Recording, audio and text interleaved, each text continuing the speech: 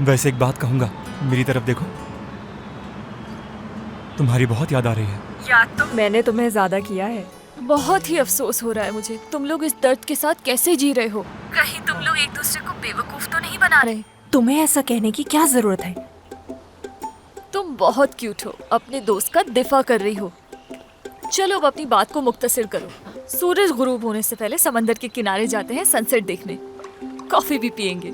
मीरू, काश तुम भी हमारे साथ होते। वो दिन भी बहुत जल्द आ जाएंगे सारा, फिक्र मत करो तुम। नहीं मेरी जान, वो दिन हरगिज नहीं आएंगे, क्योंकि तुम्हारे यहाँ आने के बजाय मैं ही वापस वहाँ आ जाऊंगी। बस जल्दी से मेरा रिजल्ट आ जाए। प्राइवेट यूनिवर्सिटीज भी अप्लाई करना, ठीक है? और अगर तुम्हें फाइनेंशियल सपोर्ट चाहिए हो तो बगैर सोचे मुझसे कहना। तुम्हें ऐसा कहने की कोई जरूरत नहीं है। एलिया और तुम्हारा स्टेटस कोई अलग नहीं है।